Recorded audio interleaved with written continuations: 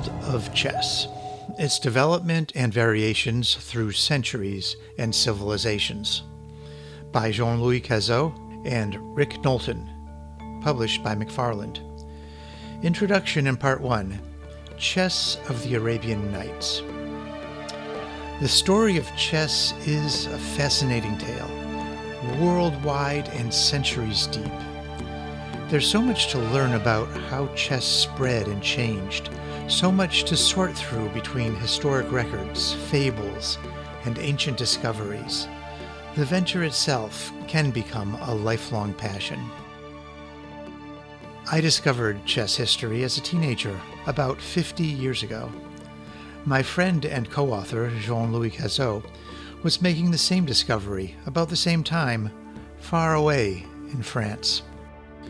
We finally connected thanks to the internet and thanks to Jean-Louis' prolific writings on the subject, all in French at that time. There were two major works that affected both of us.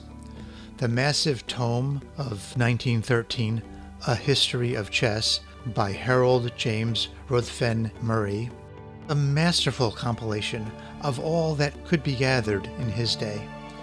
900 pages of fine print, multiple languages, endless footnotes, grand, challenging, and intimidating.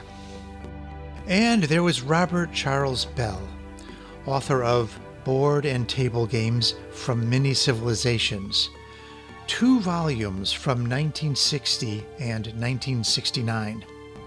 His was a great potpourri of mind-absorbing games, with detailed instructions and illustrations, inviting the reader to create game sets and try the ancient games with their own hand.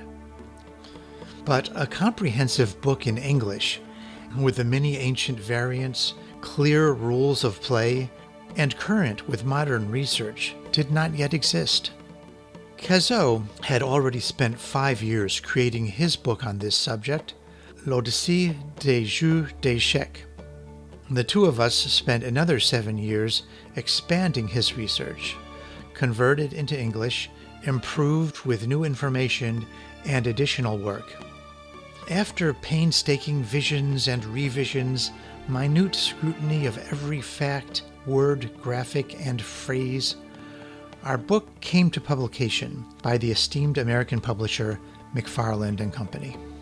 400 pages with over 400 illustrations, maps, diagrams, charts, photos, presenting the majesty of chess as it had never been told before. A world of chess, its development and variations through centuries and civilizations, is divided into 7 parts, covering 7 major aspects of chess's development. These cover the immediate Arab precursor of our modern chess, chess as it spread through India and Southeast Asia, the alternative evolution of chess in China, the magnificent blossoming of the chess forms of Japan, the variations and revolutionary change chess took in Europe, captivating new ideas spawned by the modern chess, and finally, the question of how it all began. What do we know about the very first chess ever played? This video is part 1 of 7, Chess of the Arabian Nights. Although somewhat different in appearance, this game was similar to our modern chess in most ways. A strategic move-by-move struggle between 2 equal armies of differently powered pieces to dominate and force capture of the opposing king. The Arab nations, centered in what is now Baghdad, gave us the first full chess treatises from the 9th century AD, detailing the moves, the challenges, and the variations of this game. The ancient pieces moved much as they do in our modern game, with 2 important exceptions. The advisor, equivalent of our queen, moved only 1 square diagonally, very weak by comparison, and the elephant, in place of the modern bishop, leaped 2 squares diagonally, a move more similar to the knight's move taken in a different direction. but also a very weak move by our modern standards. The moves of different pieces were considered to have different power, and the ancient estimates to compare them are very close to modern computer analysis. Players were advised to bring their pieces to prescribed positions in the openings, and hundreds of chess puzzles were given, as they are today, to sharpen the player's tactical prowess. In one extraordinary puzzle, the water wheel, the white horses chase the black king mercilessly, circling the board twice to finally deliver checkmate. From this position, mate in 36 moves. Shown here is the king's path as he runs around the board, finally being checkmated on his own starting square. But one important rule of chess, sometimes missed by modern players, is that wherever chess went, chess variants flourished. One fascinating variation reported in Ethiopia saw the players starting the game by madly moving their pieces quickly without regard for the opponent. Suddenly, when the first capture was made, the players began their game in earnest, moving one piece at a time, taking turns. This game gives a foreshadowing of developments to come, as players endeavored to find ways of starting their games more quickly. In the seminal Arab texts, fascinating chess variants were presented alongside the standard game. Some boards were enlarged to include novel pieces. Some had special squares added to give the king refuge. This variant included a piece that moves like the modern bishop, centuries before the long diagonal move was adopted in the modern game. An elongated variant, 4x16 squares, was also popular, along with several options for the opening array. Even circular boards. Our book describes these variants in detail, with clear rules, historic sources and context, and even tactical recommendations for effective competition. This brings us to one of the most famous of the ancient variants, attributed to the bloody conqueror, terror of the 14th century, Timur Timur the Lame, known as Tamerlane. Tamerlane's chess was large to accommodate his power. Manuscripts show a few variations of starting arrays, and here, even the pawns have special designations regarding their promotional values.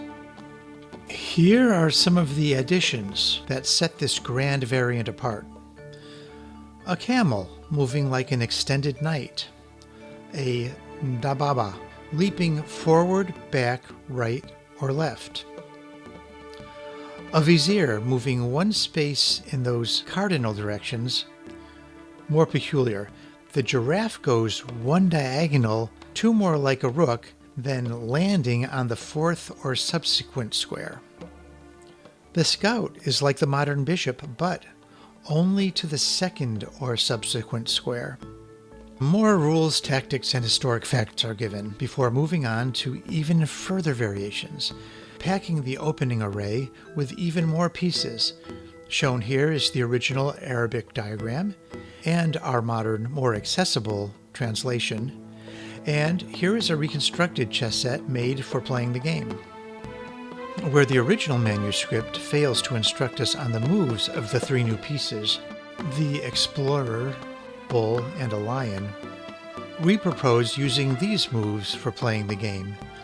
We're considering the moves of Timur's better-known pieces and giving the new pieces leaps that fill in the other three possible directions. Not to be outdone, Turkey had a great chess of its own. While the pieces all start on the first row, with the pawns forward, that row is especially generous on this huge board of 13 by 13 squares.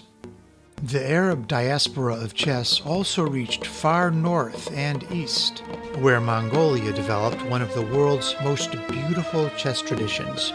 Traditional Mongolian sets are hand-carved, representing particular clans or cultural themes. Uniquely Mongolian is the queen represented by a lioness, or the lion dog or fu dog, familiar in Chinese mythology. They are allowed to move one space like a king or continuing squares like a rook.